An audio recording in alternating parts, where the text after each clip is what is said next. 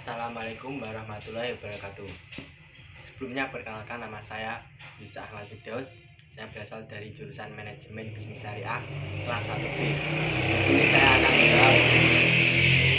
Di sini saya akan menjawab soal UTS yang diberikan oleh dosen pengampu Bu Asna Andriani yang diberikan pada hari Kamis lalu.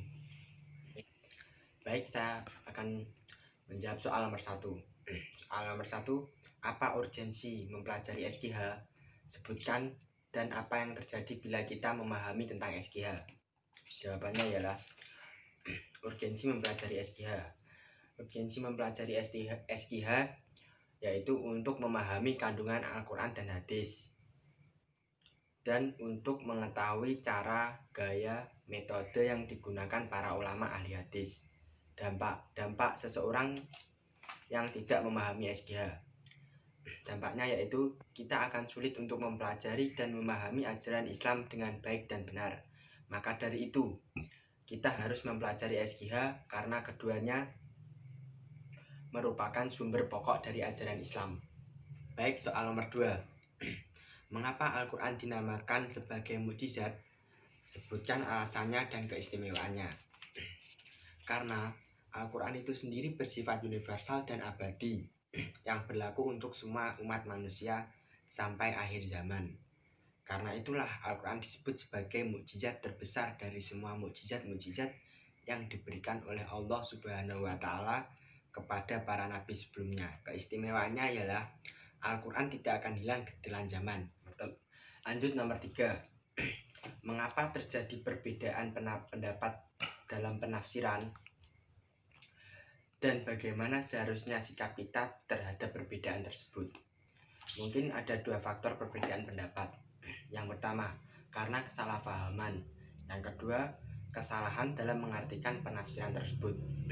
Sikap yang harus kita lakukan ialah menghadapi perbedaan tersebut dengan kearifan lokal. Semisal, mengajak musyawarah untuk mengambil di tengah permasalahan dari perbedaan pendapat tersebut. Soal nomor 4. Apa yang disebut asbabun nuzul? Asbabun nuzul makro dan mikro. Berikan contohnya dalam ayat Al-Quran. Asbabun nuzul itu sendiri merupakan bahan sejarah yang dapat dipakai untuk memberikan keterangan terhadap turunnya ayat Al-Quran. Asbabun nuzul makro yaitu asbabun nuzul yang bukan hanya berupa peristiwa dan pertanyaan yang melatar belakangi turunnya ayat, tetapi juga menyangkut kondisi sosiohistori yang melatar belakangi turunnya ayat. Asbabun nuzul mikro. Asbabun nuzul mikro adalah asbabun nuzul yang sering dikemukakan dalam khasanah ilmu tafsir tradisional yang berkembang sejak abad 2 Hijriah oleh ulama-ulama tafsir tradisional. Contohnya seperti surat Al-Lail ayat 15 dan 17. Soal nomor 5. Apa yang disebut dengan nasik mansukh? Polemik adanya nasik mansukh tersebut serta berikan contohnya. Jawab. Menurut istilah, pengertian nasik adalah menghapus suatu hukum syarak dengan dalil syarak yang datang kemudian.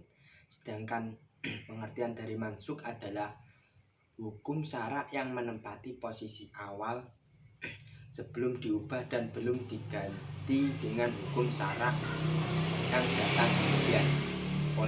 Polemik seputar nas Al-Quran pada dasarnya perbedaan yang terjadi antara para ulama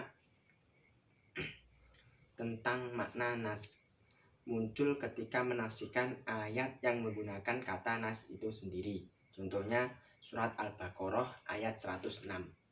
Sekian jawaban dari saya. Apabila ada tutur kata atau penempatan yang kurang baik, mohon dimaafkan.